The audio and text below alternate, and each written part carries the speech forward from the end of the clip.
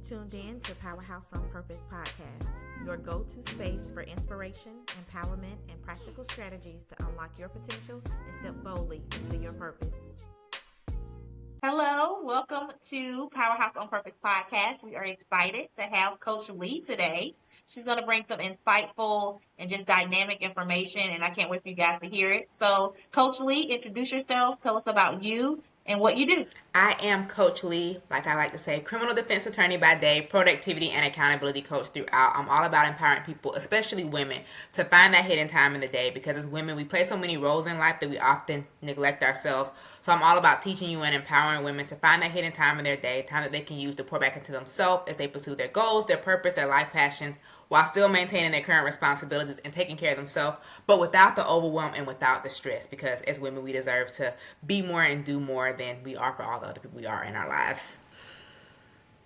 Coach, I needed you about 3 months ago, maybe more. I left my corporate position a few months back, and yeah, it was too much. I remember telling my husband, like, I can't do all of this.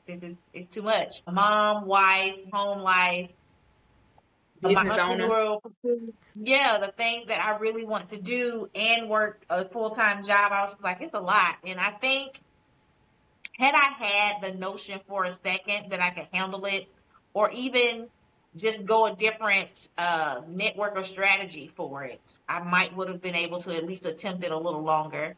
But I was just determined. I was like, this is not going to work. And my husband's so funny. Recently, he kind of realized all the things I was handling, and he kind of came into this space like, yeah, that was a lot. What can I take off your plate? Because even now, even though I'm home, plate's still looking a little heavy, you know? Work still And working. so I definitely think, right. Definitely think what you do and what you accomplish for women is a very valuable resource. Not just valuable, but valuable. And so tell us about how you got into this work. What brought you to this?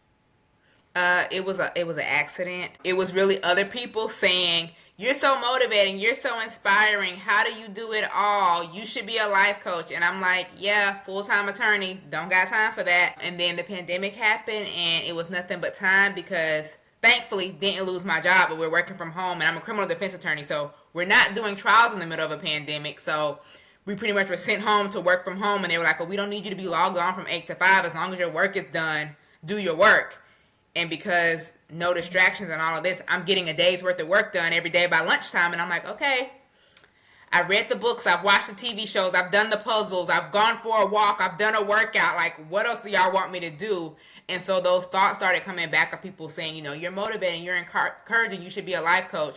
And so if I'm going to do something, I'm going to do it right. And that's not to say anybody who doesn't do it this way is doing it wrong. But for me, and it's probably the legal side of me, I'm like, okay, forming an LLC, let me find a coaching program. So like I started Googling, I started looking, and then the program that I ultimately ended up going through, I made it about halfway through the first video, which was all of 5 minutes. And then I was like, oh, I understand what they say now. I understand why they said I should have been doing this. And so the pandemic, the slowdown of the pandemic gave me the time and the space to really dive in, learn, create, website, LLC, do all the things to be here.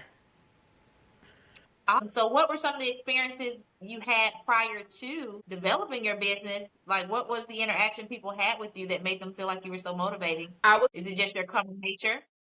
I guess somewhat, but I was doing like health coaching. So like I've worked out, like I played sports and stuff in high school. And then in college, I started, the freshman 15, it kicked in around our law school time. And it was like, oh yeah, we got to do something about this. And so I started working out, and in the workout programs that I was doing, we had like a Facebook group, like a accountability group. And so really my coach was like, I was always in there commenting and, providing tips, like encouraging people. And then if they were struggling with like, I don't know how I'm going to have time for this, like providing tips on how you can find time and make time for your workout or your meal prep and eating healthy, even with these different dynamics. So it kind of I got the exposure in the health side of coaching. And so she saw that. I was like, well, you should be a health coach. Like it was through formerly Beachbody, now Body, like P90X, Shanti, all of those. Those are the workouts that I was doing. So I joined with her to get the workouts for discounts and all of that. And then within that community, encouraging them in that way, it ultimately became encouraging them in other ways as well. And so that's kind of how the exposure came about of you should be a life coach. And then people who even weren't in that community seeing me, because at the time I was working full time. I was still working out. I was meal prepping. I was refereeing basketball. So basketball season is what? September to like February. So pretty much every day after work, I was going to some school to officiate basketball, and then they're seeing me like still going to bed, waking up on time. They're like, where and how are you doing these things? Like, where, how? And so like people in regular life kind of saw that side of me outside of the health coaching side and was like, how you doing all this? Show me how to do half of what you're doing. So yeah. Look, that's amazing me. Something I recently said, I said, I am not superwoman. And I said that so that my husband can be aware, like, I know I can do a lot. I know that there's a lot happening. I know there's a lot getting done. And I know it looks easy because I don't sweat. But I am not superwoman. And so my question would be to you, how do you help women, help them with their time management, help them have time for themselves and achieve the goals that they have without having a superwoman complex? I would say that it's about understanding boundaries, but first understanding the priorities. Because if you understand the priorities, then you can work to set the boundaries and you'll make sure you're getting the things done. I'm all about like simplifying time management, simplifying productivity, because there are a lot of things that we have to do day to day, week to week in life. But sometimes we're making it harder to get things done. So I'm trying all about, like when I say finding the hidden time of the day, like if you need to do something, is there a way you can build it into the schedule that you already have? Not to overwhelm you, because I'm anti-hustle and grind. But like if you're going this way for work, for example, and you know later on in the week you need to go to the post office or something like that that's in that area, why don't we do it on a day that you're already going there, as opposed to making this special trip and now you just wasted 30 minutes to literally go somewhere that you were already going? Like, how about we add 5 minutes to this day instead of creating a whole number 30, 40-minute block of the day just to do this thing? How can we use the time that we have? We're driving, we're commuting. Some of these phone calls, these doctor's appointments, these things that we need to do, can we do it while we're already using time doing something else? So I'm all about like, where can we plug in time? Where can we plug in things within the time of the day that you already have to simplify just some of the things in that way? And then when you understand the priorities and you can work to create the boundaries, then you got to enforce the boundaries and help other people see kind of how you did with your husband. Like, I know it look easy, but I need help. Absolutely. That is absolute great advice. I was just sitting here thinking there are things that I needed to achieve today that I should have did in a circle, right? Like I should have hit this, then this, and this. But because I got so overwhelmed with all the things I need to do, I haven't done any of them. I didn't go anywhere today yet. So I was like, I'll do it next week. And so that's something I've been feeling this week, that overwhelm of, I feel like my list is getting longer and I'm not ticking anything off. What I've decided to do this weekend, tomorrow's going to be a big day for me, so it won't be tomorrow, but on Sunday, I was like, I'm going to sit down with my list of things I know I have to get done, and I'm going to start prioritizing the list, right? And then I'm going to look at my week and see where I need to be. So, for instance, on Monday, somebody invited me out to have dinner, and I was like, okay, so on Monday, I have this amount of time. Oh, but wait, do I have any interview calls for the podcast? Wait, do I have any podcast recordings for the podcast? Oh, wait, my friend just lost her mom. Am I going to be needed, in a capacity for her that day? What if she's not doing that well because her service will just be right before? Like, that's where I'll be tomorrow. I'll be with her. And all these things begin to emotionally overwhelm. So then I'm like, you know what? I'm just not going to do it. I'm just going to have to figure out, and so I have to keep playing with it, keep playing with it. And so I find myself in this emotional unrest with my calendar. And so how would you give me some advice, or what would you say to me for someone who is emotionally unrest, although I'm very organized and planned? Well, number one, I'm glad you got a list, because most people start with the overwhelm because they're trying to keep it all in their head and they're thinking about the million things they need to do and they're never writing it down, so they can't even visually see it. And so for you, what I would suggest is reverse engineer. You know you have dinner at X amount of time, which means you know you need to be done with whatever it is you got to do by X time to, get dressed, commute, and get there. So then, okay, you're checking your schedule. Do you have those podcast interviews? Do you have those interview calls? Fill in the calendar with what has to be on there. And I'm not saying that your friend doesn't have to be on there, but if you understand that I do have podcast calls or I do have interviews, do I want to reach out to them and ask them, hey, can I move you because I have this thing and I want to create the space to be there for my friend? can we go ahead and offload that so that if she does need you, you've already cleared the space for it. Or if you decide that no, I'm going to stick with the obligations that I have, that means let me reach out to her and say, after tomorrow with the service, hey, if you need me on X day, I'm available in the morning for you anytime up until X time. So even letting her know, because even for her, unfortunately, life is still going on. So there's some things that she's still going to have to show up and do, even if she potentially might not want to. So you giving her the space of saying, I'm here for you. I'm willing to devote this amount of time to you. And you're not telling her, like, I'm not going to be there. You're saying, hey, if you need me, I'm free in the morning. That's not necessarily you saying, I have something to do at X number of time that's more important than you. I'm just telling you, hey, if you need me, I'm free in the morning for anything. She can say yes, she can say no, or she might say, no, I'll be good tomorrow. Maybe later in the week I might need you. And then you can kind of build out your schedule from there. So kind of communicating would be vital, but putting those non-negotiable / currently scheduled things on the calendar and reverse engineering lets you see how much time you even have. Because maybe you have no podcast recordings. Maybe you have no podcast interviews. So literally you're free all day until, say, 5 o'clock, at which point you go to dinner. And if that's the case, maybe you take your clothes with you if you end up going to her, so you can leave straight from there instead of having to potentially backtrack to come home to get clothes, to get dressed, to go to dinner. All those are great advice. I immediately felt peace as you were talking. I'm like, that'd be a great idea. I could do that, and so I think that's another thing that possibly you probably need when people reach out and get your coaching. Communication is key.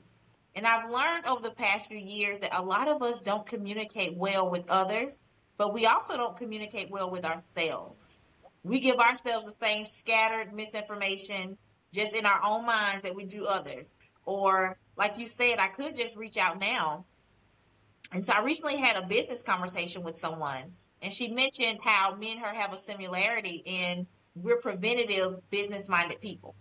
I don't care to be under pressure. I don't care to be at the brink of the deadline, skating on it. I now have 24 hours left and I have, a week worth of work. I don't care for that. And so I told her I'm very preventative natured in business, but it doesn't always get recognition. You don't hear an award for preventing us from being, it down to the wire or putting out this fire. Usually it's the firefighters in business that get all the recognition. And so I'm starting to hear that as you were talking, I'm starting to hear how I may obviously need to be just as preventative in my personal life and my calendar. Proactivity is a gem that I think a lot of us don't get to experience until it's too late. I think we always think, oh, if I had just, or I should have went ahead and did. And so when things pop up that you weren't ready for, unexpected, we always think proactively after the fact. And so that's something that I'm working on. So I think I'm going to take that advice and those tips that you just gave and go into a life of proactivity. Yes. I think that'll be the best thing. And I think at some point as a single mother, I told myself being too proactive was disappointing, right? And if I can just be fully transparent, my relationship with his dad at the time wasn't good. And so I would constantly try to proactively do things, but he would always throw a wrench in my system. And so it taught me to just sort of like loosen up a little bit because he's gonna disappoint you, right? And so I'm starting to learn that I'm gonna have to take that behavior that I taught myself. My son's 15 now. You can be proactive now. Even you can be proactive in your stuff, even if you're not as tightly reined on his calendar. Does that make sense? Like he's Yes. 15 now.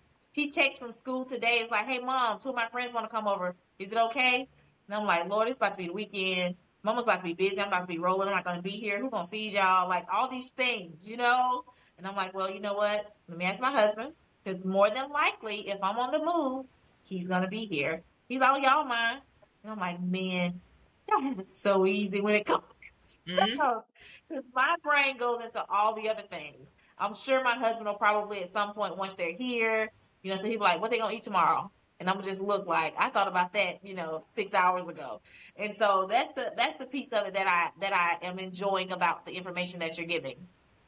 Tell us about how you have experienced your calendar. Maybe did you come up with this type of level of proactivity and just attention to time through your own struggles, or was this always something you were good at?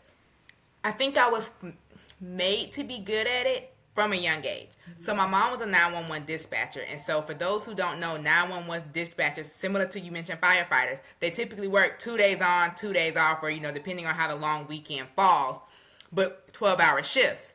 So for her, she would typically, like when we were younger, she would try to work day shift, which day shift typically meant she went in and had to be to work at 7. So she's leaving home, 6:30ish to go to work, which means she doesn't get home until 7 at night. Or if she worked night shift, she's leaving 6:30 to get ready for work to be to work at 7, coming home at 7 in the morning. Either way, she's missing us in the sense of what they gonna eat before they go to school. Like you were just saying, what y'all gonna eat when y'all get home, who gonna wake y'all up, and things like that. And my dad, like, it's a double generation of kids. So my older sister and brother is 11 years older than us. So like at the time that I was like 6, they were in their senior year of high school. So they were like on the way out the door. But my grandparents lived behind us. But essentially, my mom, like, we had a schedule. So either she would wake us up before she left, and then we would call, back in the day when latchkey kids existed, you would call, like, Mom, I'm walking to the bus stop. Okay, go to school. Call me when you get home. Ma, we off at the bus. Okay. She would sometimes, because her job was closed, would come home on her lunch break and either fix us lunch or would have something like there's spaghetti in the refrigerator, pizza rolls in the freezer, X, Y, and Z thing. What's your homework? Get it done. So I was kind of taught to be self-sufficient because even though my dad was an electrician, so I'm in Florida. So during hurricane season, power outages, things like that, he would be on call. So though he worked 8 to 5, theoretically, power outages, things like that would cause longer hours. And I mentioned me refereeing basketball. I learned that from him. So he was also doing basketball, but he didn't just do high school. He also did college. So we were home. I don't want to say home alone, but we were home alone essentially a lot. And so I'm 2 years older than my younger brother. So essentially I was the big sister. So, hey, are you up? We got to get out. We got, 20 minutes till we got to be out of the house, walking to the bus stop. Because if we miss the bus, who we calling? My mama at work. My daddy at work. Like, yes, my grandparents were behind me, but at the time, my grandma was a school teacher, so she was gone. My granddad, depending on the day, he worked at Sears at that time because he was retired from the military. But essentially, I was taught responsibility at a young age. I embraced it. And there's some kids you try to teach responsibility and they shun it. For me, it was like, okay, schedule. Bam, bam, bam. Knew what I needed to get done. It even came to the fact of, like, when I was in my sophomore year of high school, like, a flyer came in the mail about this program for a school, because I ended up ultimately graduating high school with my AA degree, but a flyer came in the mail about the school you can go to, collegiate high school, to do it. Similar to dual enrollment, but different. And so I'm literally like, Mom, Dad, this flyer came in the mail. Can one of y'all take me to this? I don't really care which one. I want to go to this. So it was me like, hey, I see the next step in my future. Need one of y'all to drive me here so I can go to this meeting.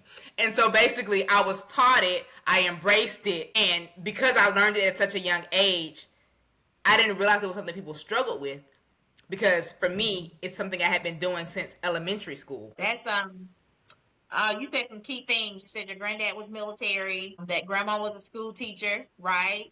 So mom is a dispatcher. So it seems that you were literally surrounded in people who professionally had to be structured.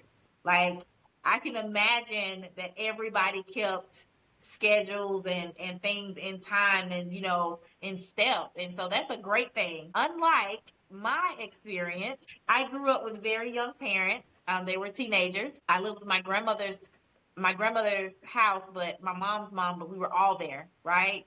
And there was never any structure. There was never any set anything ever that I can recall. And I remember my dad, he was, I'm going to come pick y'all up on Friday at 6. And he wouldn't come, or 2 hours later. So as you were talking, I'm like, man, I have no idea what that's like. Structure, function. But now I'm sitting here and I have to be honest with myself. I think that's why I am the opposite. I like to know what's happening all the time. If I showed you my calendar, you'd be like, how do you keep up with all the stuff that's on it? But I have everything on there. I have, my husband gets a haircut every 2 weeks. It's on there. It doesn't affect me. Like, him going to get his haircut is not going to do anything to my day. But I like to know where everybody's going to be. And I like to know what's coming. I'm that way not only in time, but with my finances as well. I want to have a nest egg. I want to prepare for the unknown, and I want my calendar to look such a way. So when my friend reached out today and said, "Hey, can we have lunch next week?" I can go to my calendar and say, "Okay, what day are you thinking? What time are you thinking?" And so this transition from corporate America and not having that structure and schedule in place has changed my sleep times. It has me so off kilter. But I left in October. And so I think to myself, for 3 months, I'm doing pretty good. I don't stay up late every night, things like that. But I have moments where I say, I have to be able to maneuver left or right with this new dynamic that I'm living in. And so talking to you, I believe that it's giving me a little hope, right? It's making me feel like you can do this. It's not a lost cause. And so what I'm learning is, do you ever give the advice of setting your own schedule, even if you don't have someone making one for you? Yes. So with me having my entrepreneurial life, I feel like I need to have a bedtime and I need to have an uptime, even though I don't have a set thing to do every day because I work for myself. I feel like that's the next step. What do you think? Yes. I say that a good morning routine starts the night before.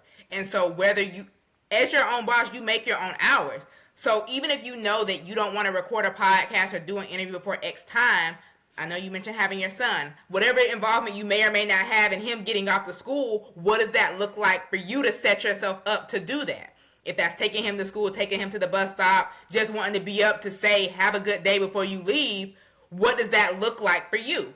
So, yes, I advocate everybody making a schedule, having a schedule, whether, especially if you're your own boss, like you're really in control of your time. So you literally can tell people yes or no, you can or can't book this. Like for us to have this interview, you sent me a calendar link that told me what dates and times was available for me to be able to record this interview. So in some ways, you do have some schedules and some things, but maybe what you're missing is what it sounds like is a morning routine or a nighttime routine, a bedtime or a wake up time. And yes, I suggest you have that because you don't ever want to be waking up rolling into an interview or going to bed, which means waking up late for not being able to see your son off to school in the morning if that's something that you want to do. So yes, I advocate having your own schedule, and whether you build out that schedule for every day and maybe that's something you work towards developing. I know some people who, and that's kind of where I think I struggle at when like looking for coaches. A lot of the coaches are working full time as coaches, and so they're teaching from that standpoint. And I'm like, hey, I understand what you're saying. I'm at work, and then I have this time. And so even when I was looking to investing in coaching programs, it's like, what time are the calls at? Yeah, I'm gonna be at work at that time. Oh, there's a recording, right? But if there's a recording, like how do I really implement it? What does that really look like for me? So yes, all that to say, yes, I advocate for you having, at a bare minimum, bedtime, wake up time.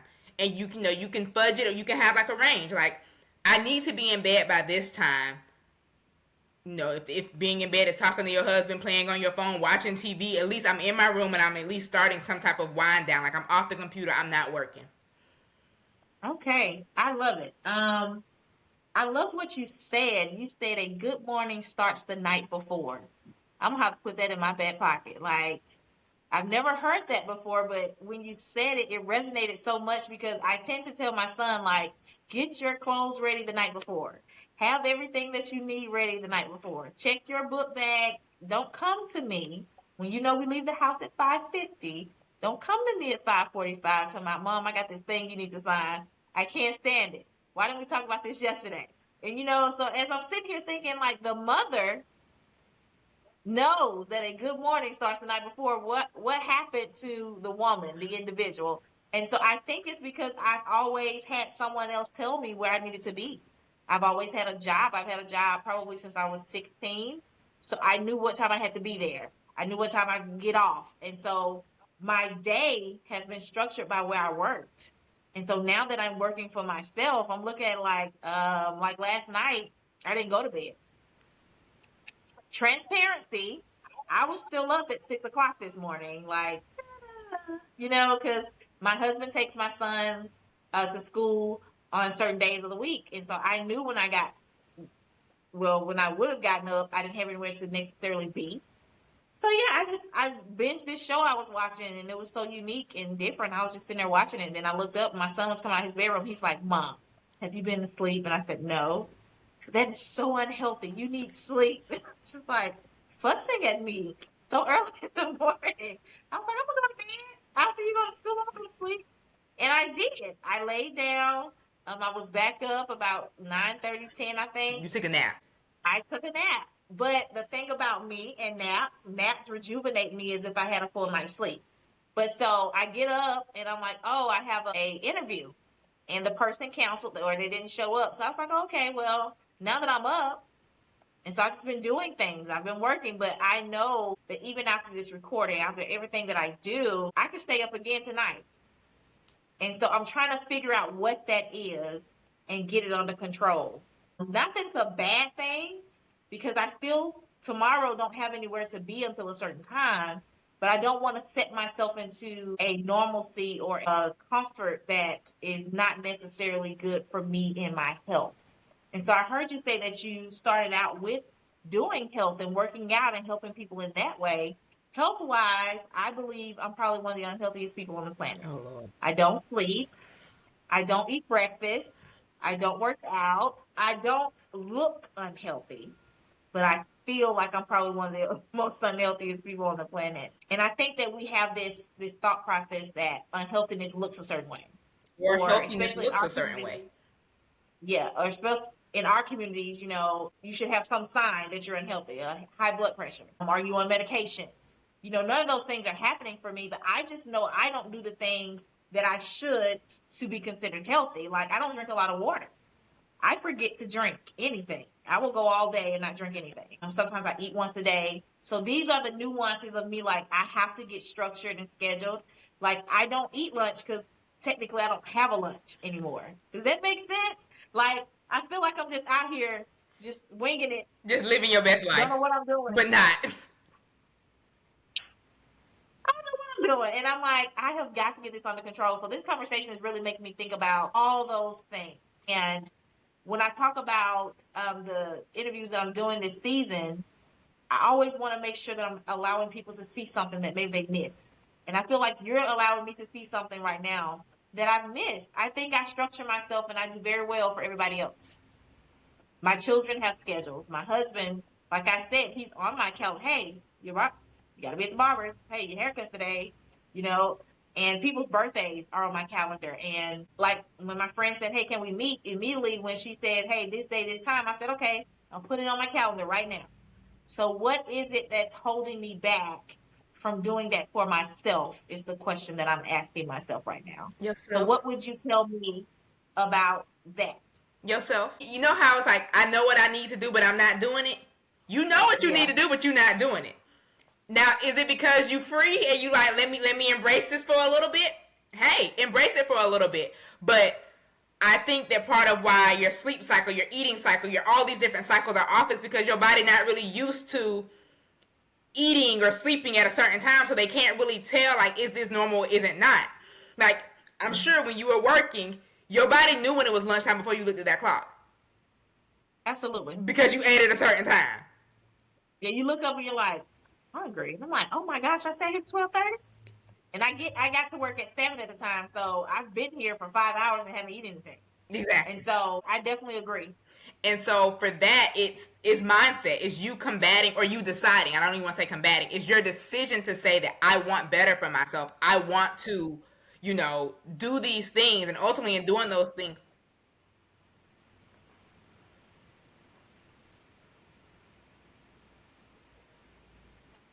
Yes.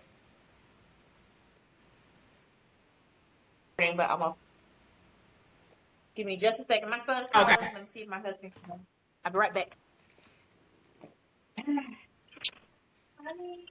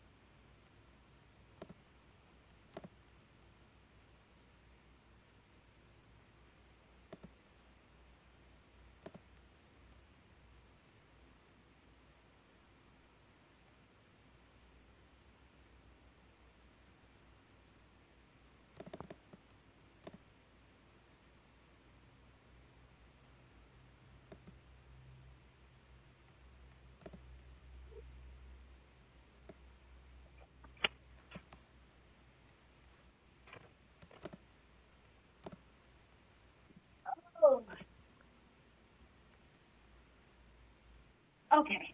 So sorry. No problem. Sidebar. I think I broke my toe earlier. Today or So just now? today, earlier today. And so I'm moving real slow. So I had to go down the steps and find my husband because he's somewhere. He can't hear me calling. But anyway, where were we? We were asking about, we were talking about the mindset essentially. I forgot what the question was, but it was pretty much about why you acting, why you being this Yes. way. Me and my inability to prioritize myself. That's the thought I'm having. If I can do it for everybody else, why can't I do it for myself? It's not an But you inability; also make it's an unwillingness. a very yeah, yeah. That's the truth right there. I know I can. So it's almost like, why don't you? So I don't have to dig in that. I don't have to sit in that and see what that is. But if there is a woman out there who is having issues with time management, some of the things that people tend to say is, oh, I can't afford a coach, or I can't afford a gym membership, or there's other reasons why I can't do these things, or be able to afford these services that's offered. What would you say to that? Number one, you don't know how much it costs, so how you know you can't afford it. Number two, when the last time you just went on a binge and just started buying stuff? Like, what was your last Amazon order that you didn't need? What was the last thing that That's you bought that good. you know you really didn't need, but you needed it, so you had to?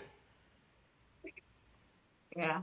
Beyonce dropped tickets one day, and y'all suddenly got $300-$400 to buy a ticket out of the blue. You got money. You got money for what you want to have money for. Look, I can't even argue. Now, first off, your girl can't even do it. I love B. More power to her. I'm never gonna be able to drop a dime for it. I just don't see the necessity in it. But kudos to those who do. If that's what you want, that's what you need. I can't say I haven't done it because all the artists that I love, I have seen live. And if those who have not been live since I've been able to do it, I'm like, if you ever have a concert, I'm ready. I ain't even thought about the amount. Don't even matter. I'm there. So in that thought process, I totally agree. I definitely believe we make time and we make money for what we decide is very important. Something that I recently did, I got a personal stylist, right? It's somebody that I absolutely love. I always see her style and her flair, and she's new to it, but I'm like, girl, you have it. Like, you can style other people. So I do not prefer to shop. I don't like shopping. I don't like having to go through, and I can see something in my mind. I'm like, "Ooh, this would be so cute." But when I can't find the pieces to put it together, I get frustrated, and I get frustrated quick. I don't have the patience for shopping. And so even online shopping, I want it. I want it quick, right? And so although I've left my corporate position, although I'm entrepreneurially bringing in income right now, I didn't hesitate. I'm like, personal, yes. If you're willing to do it, absolutely, because that's something I want off my plate. Now I don't have to think about what I'm going to wear. Now I don't have to think about, and these are for events that I have coming up. So I definitely agree. I think that we definitely make a mindset where I will pay for what I feel is important. And that's a great way to establish a thought process if you know that you're the type of person, sort of like what I'm going through right now, who is not prioritizing things, who feels like there are things you should be doing. Ask yourself, what is it really truly about? Is it about timing? Is it about being a bad manager of this or that? Is it unwillingness? Is it rebellion? Right? What is it that puts you in a space to make you feel or think that these are things you can achieve? The information you've given me so far has been invaluable. So no matter the cost, I am saying right now it's going to be worth it. I don't know what it is, but sis, if you need her services, it's already worth it. If you had one thing or one just level of advice that you had to give, what would that be?